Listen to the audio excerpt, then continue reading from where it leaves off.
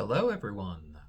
This is Richard Reads, episode 7, and it's going to be a bit of a different format today because I am away, but let's try to get this episode done. We are continuing Japanese fairy tales by Yei Theodora Ozaki, and today we are doing the story of Princess Hase. Many, many years ago, there lived in Nara, the ancient capital of Japan, a wise state minister by the name of Prince Toyonari Fujiwara. His wife was a noble, good, and beautiful woman called Princess Murasaki. They had been married by their respective families according to Japanese custom when very young, and had lived together happily ever since. They had, however, one cause for great sorrow, for as the years went by, no child was born to them. This made them very unhappy, for they both longed to see a child of their own who would grow up to be gladdened in their old age and carry on the family name and keep the ancestral rights when they were dead. The prince and his lovely wife, after long consultation and after much thought, determined to make a pilgrimage to the temple of Hase no Kwannon, the goddess of mercy at Hase, for they believed, according to the beautiful tradition of their religion, that the Mother of Mercy, Kwannon, comes to answer the prayers of mortals in the form that they need the most. Surely after all these years of prayer, she would come to them in the form of a beloved child in answer to their special pilgrimage, for that was the greatest need of their two lives.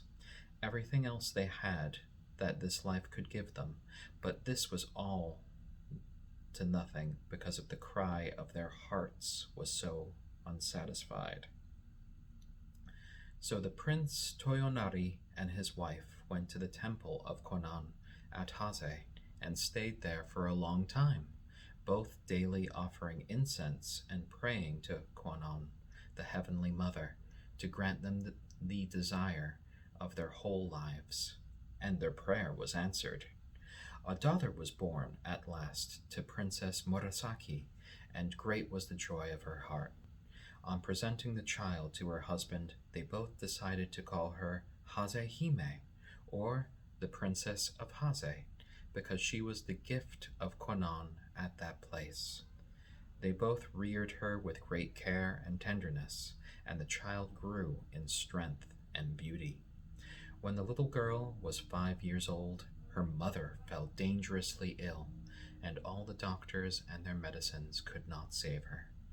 A little before she breathed her last, she called her daughter to her, and gently stroking her head said, "Hasehime, do you know that your mother cannot live any longer? Though I die, you must grow up to be a good girl. Do your best to not give trouble to your nurse or any other members of your family. Perhaps your father will marry again, and someone will fill my place as your mother. If so, do not grieve for me, but look upon your father's second wife as your true mother, and be obedient and filial to her and your father. Remember, when you are grown up, to be submissive to those who are your superiors, and to be kind to all those who are under you. Don't forget this. I die with the hope that you will grow up to be a model woman." Hasehime listened in an attitude of respect while her mother spoke, and promised to do all that she was told. There is a proverb which says, "As the soul is at 3, so it is at 100.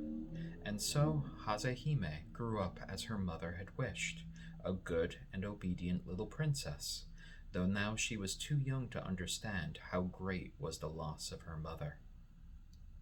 Not long after the death of his first wife, Prince Toyonari married again, a lady of noble birth called Princess Torute. Very different in character, alas, to the good and wise Princess Murasaki, this woman had a cruel, bad heart. She did not love her stepdaughter at all, and was often very unkind to the little motherless girl, saying to herself, "This is not my child, this is not my child."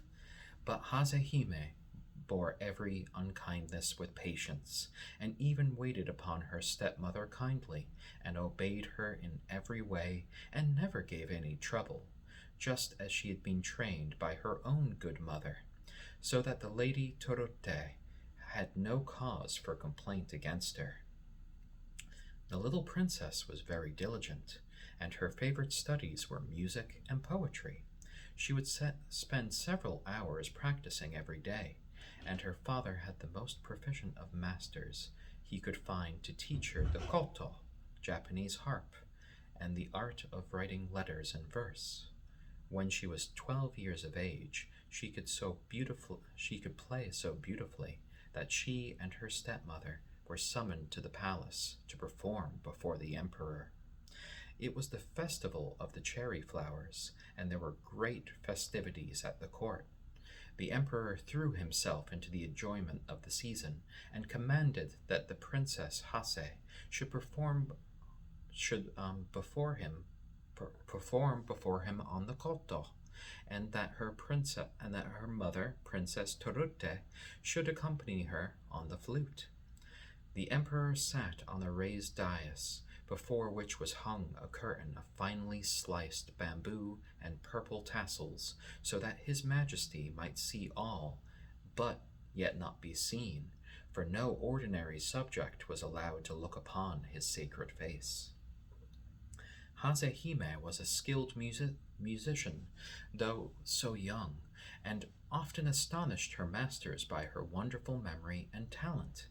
On this momentous occasion she played well, but Princess Terute, her stepmother, who was a lazy woman and never took the trouble to practice daily, broke down in her accompaniment and had to request one of the court ladies to take her place. This was a great disgrace, and she was furiously jealous to think that she had failed where her stepdaughter succeeded. And to make matters worse, the emperor sent many beautiful gifts to the little princess to reward her for playing so well at the palace. There was also another reason why Princess Terute hated her stepdaughter, for she had the good fortune to have a son born to her, and in her inmost heart she kept saying, "If only Hazehime were not here, my son would have all the love of his father." And never having learned to control herself, she allowed this wicked thought to grow into the awful desire of taking her stepdaughter's life. So, one day, she secretly ordered some poison and poisoned some sweet wine. This poisoned wine she put into a bottle. Into another similar bottle she poured some good wine. It was the occasion of the boys' festival on the 5th of May, and Hazehime was playing with her little brother. All his toys of warriors and heroes were spread out, and she was telling him wonderful stories about each of them. They were both enjoying themselves and laughing merrily with their attendants when his mother entered with the 2 bottles of wine and some delicious cakes. "You are both so good and happy," said the wicked Princess Terute with a smile, "that I have brought you some sweet wine as a reward, and here are some cakes for my good children." And she filled 2 cups from different bottles. Hazehime, never dreaming of the dreadful part her stepmother was acting, took one of the cups of wine and gave it to her little brother. The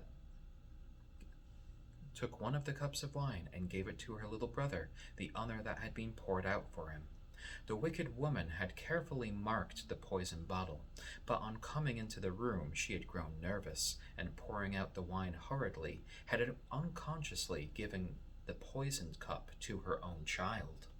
All this time she was anxiously watching the little princess, but to her amazement no change whatsoever took place in the young girl's face. Suddenly the little boy screamed and threw himself on the floor, doubled up with pain. His mother flew to him, taking little precaution to upset the two tiny jars of wine which she had brought into the room, and lifted him up. The attendants rushed for the doctor, but nothing could save the child. He died within the hour in his mother's arms. Doctors did not know much in these ancient times, and it was thought that the wine had disagreed with the boy, causing the convulsions of which he had died. Thus was the wicked woman punished in losing her own child when she had tried to do away with her stepdaughter. But instead of blaming herself, she began to hate Hazehime even more in her bitterness and wretchedness of her own heart, and she eagerly watched for an opportunity to do her harm, which was, however, long in coming. When Hazehime was 13 years of age, she had already become mentioned as a poet of some merit.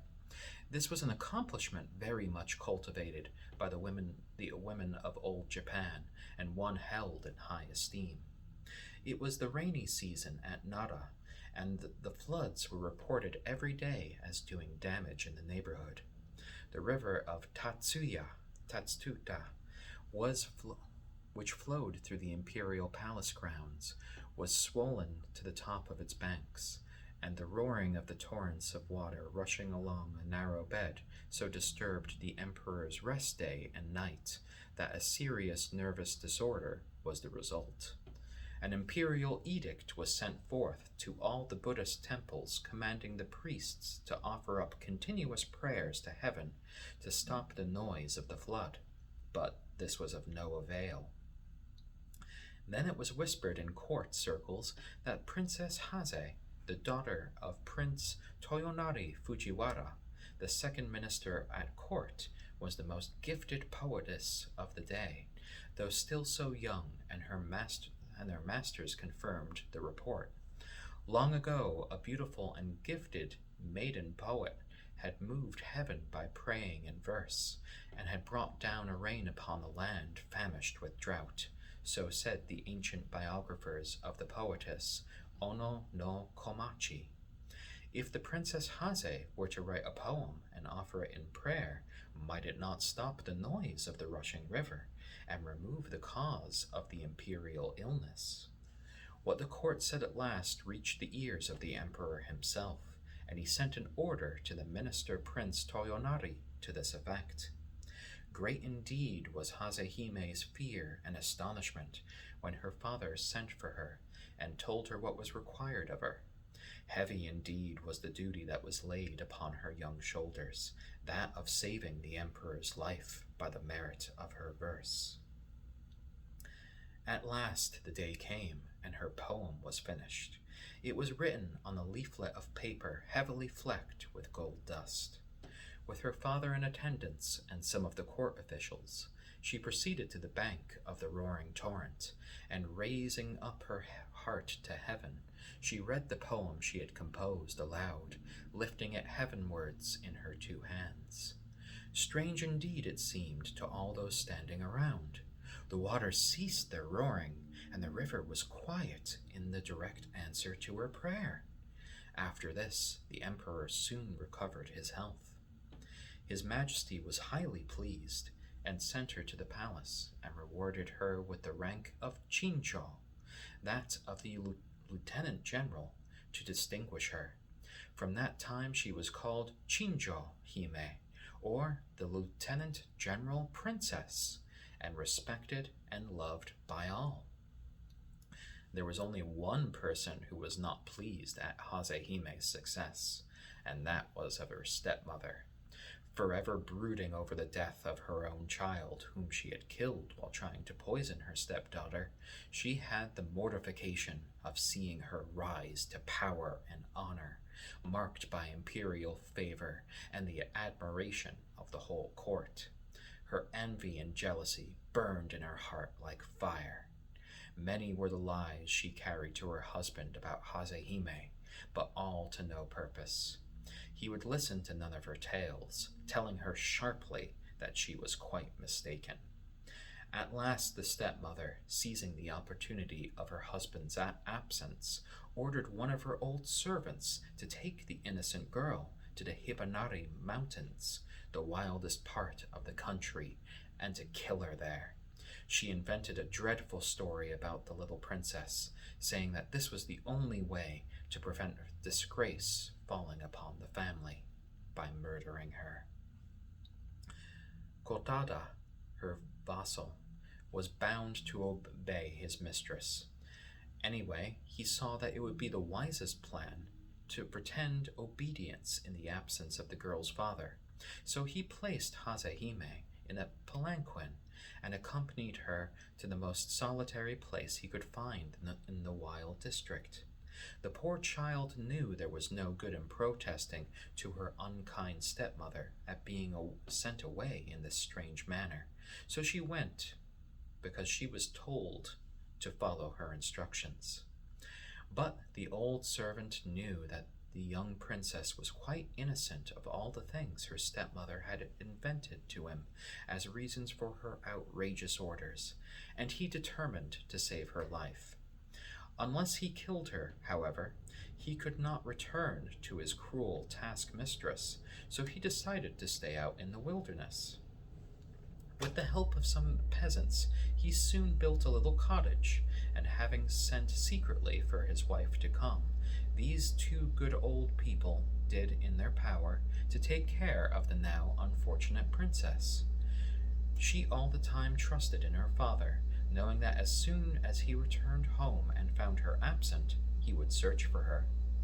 Prince Toyonari, after weeks, came home and was told by his wife that his daughter Hime had did something wrong and had run away for fear of being punished. He was nearly ill with anxiety. Everyone in the house told the same story, that Hazehime had suddenly disappeared. None of them knew why or whither. For fear of scandal, he kept the matter quiet and searched everywhere he could think of, but all to no purpose. One day, trying to forget his terrible worry, he called all his men together and told them to make ready for several days' hunt in the mountains. They were soon ready and mounted, waiting at the gate for their lord. He rode hard and fast to the district of the Hibinari Mountains, a great company following him. He was soon far ahead of everyone, and at last found himself on a narrow, picturesque valley. Looking around and admiring the scenery, he noticed a tiny house on one of the hills quite near, and then he distinctly heard a beautiful voice reading aloud. Seized with curiosity as to who could be studying so diligently in such a lonely spot, he dismounted, and leaving his horse to his groom, he walked up the hillside and approached the cottage. As he drew nearer, his surprise increased, for he could see that the reader was a beautiful girl. The cottage was wide open, and she was sitting facing the view. Listening attentively, he heard her reading the Buddhist scriptures with great devotion. More and more curious, he hurried on to the tiny gate and entered the little garden, and looking up ahead, beheld his lost daughter, Hazehime. She was so intent on what she was saying that she neither heard nor saw her father till he spoke. "Hazehime!" he cried. "It is you, my Hazehime!" Taken by surprise, she could hardly realize that it was her own dear father who was calling her, and for a moment she was utterly bereft of the power to speak or move. My father, it is indeed you, O father," was all she could say, and running up to him, she caught hold of his thick sleeve, and burying her face into it, burst into a passion of tears. Her father stroked her dark hair, asking her gently to tell him of all that had happened, but she only wept on, and he wondered if he truly was not dreaming. Then the faithful old servant Kotada came out, and bowing himself to the ground before his master, poured out the long tale of woe, telling him all that had happened, and how it was he that had found his daughter in such a wild and desolate spot, with only 2 old servants to take care of her. The princess astonishment and indignation knew no bounds. He gave up the hunt at once and hurried home with his daughter. One of the company galloped ahead to inform the household of the glad news, and the stepmother, hearing what happened, and fearful of meeting her husband, now that her wickedness was discovered, fled from the house, and returned in disgrace to her father's roof, and nothing more was heard of her. The old servant Kotada was rewarded with the highest promotion in his master's service, and lived happily to the end of his days, devoted to the little princess, who never forgot that she owed her life to this faithful retainer. She was no longer troubled by an unkind stepmother, and her days passed happily and quietly with her father. As Prince Toyonari had no son, he adopted a younger son of one of the court nobles to be his heir, and to marry his daughter Hasehime, and in a few years the marriage took place. Hasehime lived to a good old age, and all said that she was the wisest, most devout, and most beautiful mistress that had ever reigned in Prince Toyonari's ancient house. She had the joy of presenting her son, the future lord of the family, to her father just before he retired from active life. To this day, there is a preserved piece of needlework in one of the Buddhist temples in Kyoto. It is a beautiful piece of tapestry with the figure of the Buddha embroidered in the silky threads drawn from the stem of the lotus. This is said to be the work of the hands of the good Princess Hase. And that was the story of Princess Hase. And we will be back next Saturday with another episode of Richard Reads. I hope you enjoyed today. I hope you all have lovely nights. Bye-bye.